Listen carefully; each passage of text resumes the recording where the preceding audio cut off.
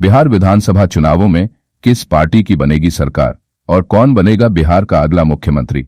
नमस्कार, जय हिंद, वंदे मातरम।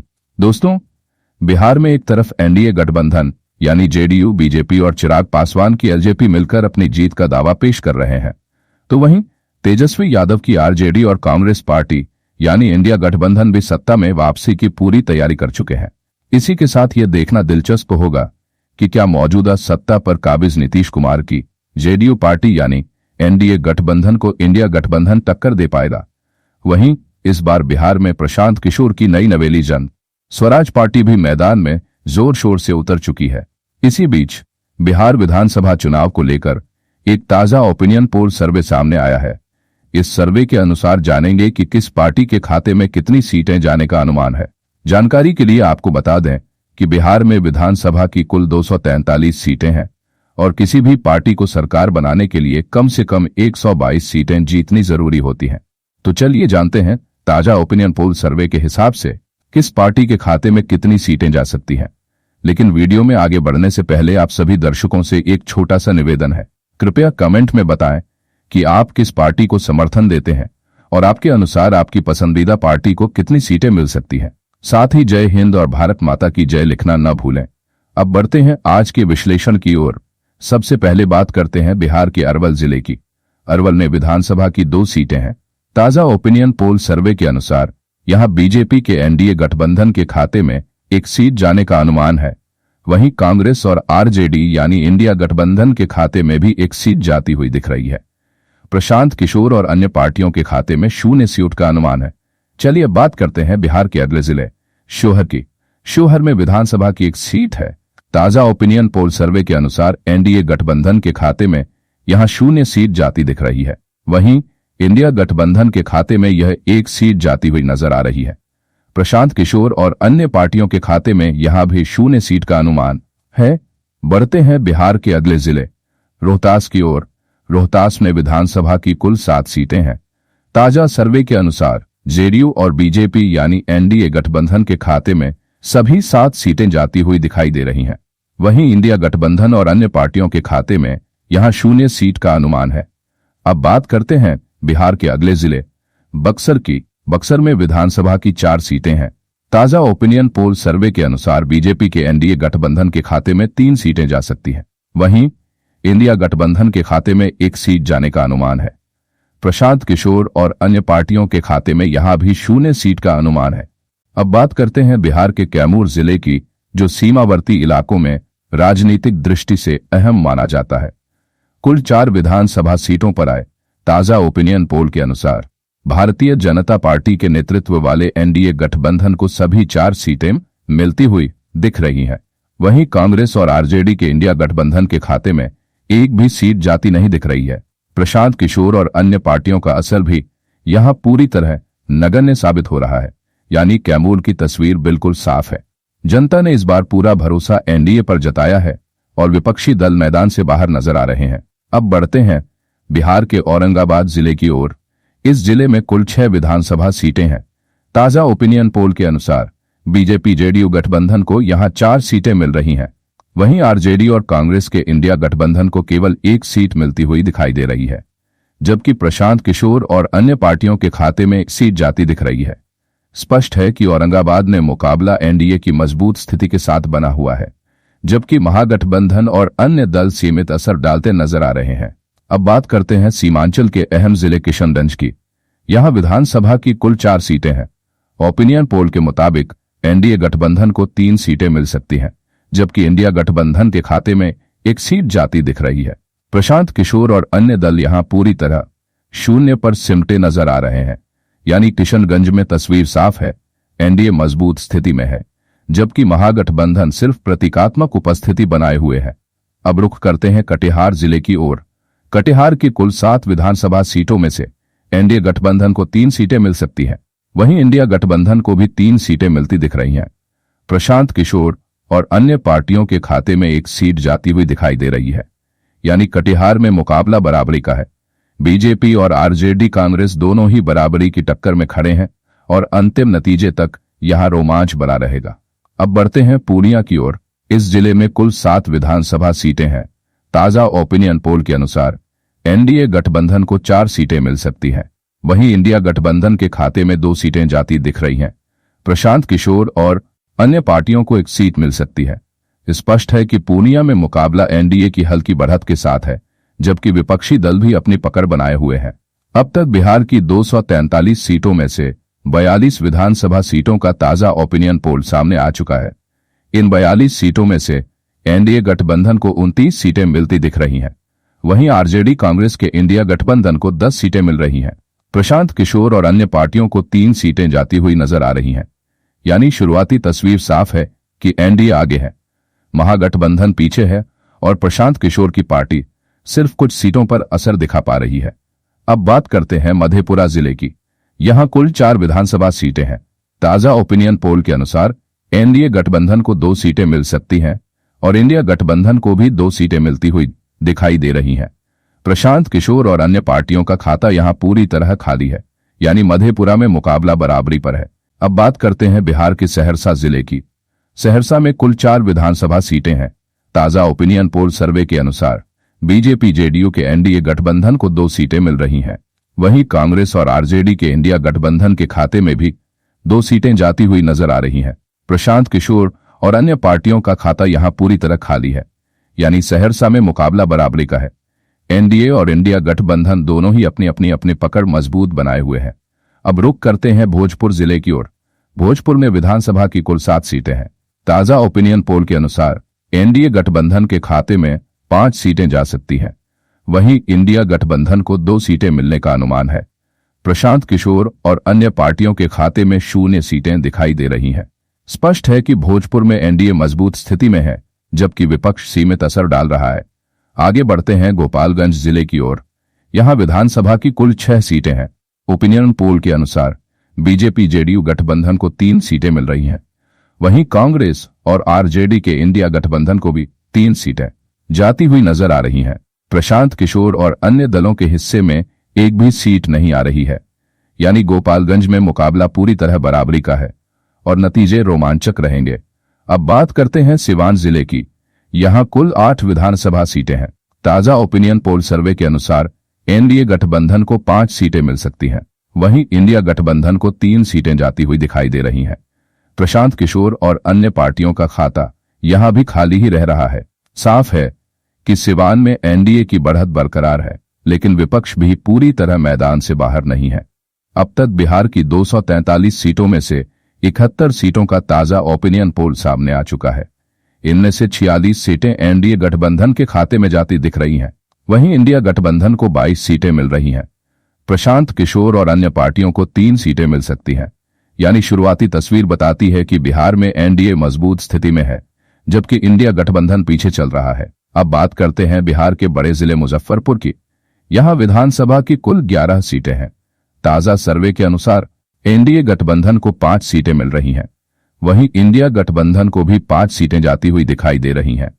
प्रशांत किशोर और अन्य दलों का खाता यहां केवल 1 सीट पर अटका हुआ है, यानी मुजफ्फरपुर में मुकाबला बराबरी का है। एनडीए और इंडिया गठबंधन दोनों ही मजबूत चुनौती पेश कर रहे हैं। अब बढ़ते हैं वैशाली जिले की ओर। वैशाली में कुल 8 विधानसभा सीटें हैं। ताजा ओपिनियन पोल के अनुसार एनडीए गठबंधन को 5 सीटें मिल सकती हैं। वहीं इंडिया गठबंधन के खाते में 3 सीटें जाती हुई नजर आ रही हैं। प्रशांत किशोर और अन्य पार्टियों के खाते में कोई सीट नहीं आ रही है। स्पष्ट है कि वैशाली में भी एनडीए बढ़त बनाए हुए है, जबकि महागठबंधन सीमित असर छोड़ पा रहा है।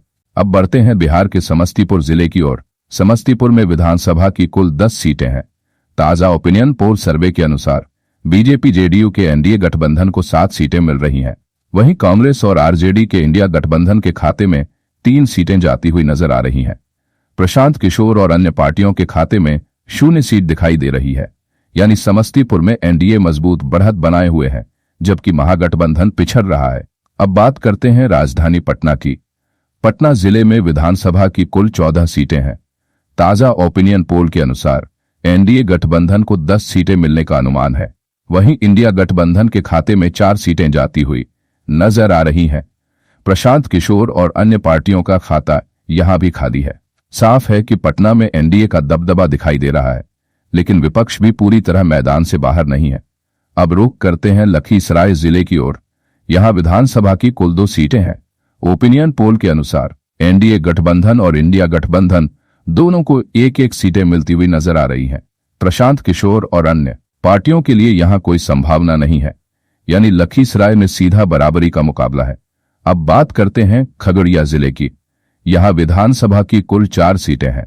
ताजा सर्वे बताता है कि एनडीए गठबंधन और इंडिया गठबंधन दोनों को 2-2 सीटें मिल रही हैं। प्रशांत किशोर और अन्य पार्टियों को यहां भी कोई सीट नहीं मिल रही है। स्पष्ट है कि खगड़िया में मुकाबला पूरी तरह बराबरी का है। दोस्तों, अब तक बिहार की 243 सीटों में से 120 विधानसभा सीटों का ताजा ओपिनियन पोल सर्वे सामने आ चुका है। इनमें से 76 सीटें एनडीए गठबंधन के खाते में जाती हुई नजर आ रही हैं। वहीं इंडिया गठबंधन को 40 सीटें मिल रही हैं। प्रशांत किशोर और अन्य पार्टियों के हिस्से में 4 सीटें आती दिख रही हैं, यानी आधे से ज्यादा सीटों का ट्रेंड साफ करता है कि बिहार में एनडीए मजबूत स्थिति में है, जबकि इंडिया गठबंधन पिछड़ रहा है। अब बढ़ते हैं बेगूसराय जिले की ओर।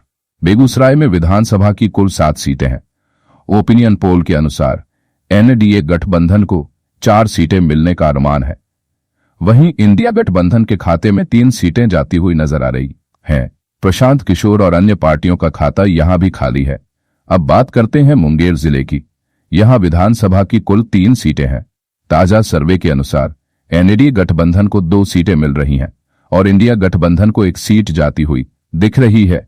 प्रशांत किशोर और अन्य पार्टियों को यहां कोई सीट नहीं मिल रही। अब आते हैं शेखपुरा जिले की ओर। शेखपुरा में कुल 2 विधानसभा सीटें हैं। ओपिनियन पोल सर्वे के अनुसार एनडीए गठबंधन और इंडिया गठबंधन को 1-1 सीटें मिल रही हैं। प्रशांत किशोर और अन्य पार्टियों के खाते में यहां भी कोई सीट नहीं है, यानी शेखपुरा में भी मुकाबला बराबरी पर है। अब बात करते हैं बिहार के भागलपुर जिले की। भागलपुर में विधानसभा की कुल 7 सीटें हैं। ताजा ओपिनियन पोल सर्वे के अनुसार नीतीश कुमार की जेडीयू और बीजेपी के एनडीए गठबंधन को 3 सीटें मिल रही हैं।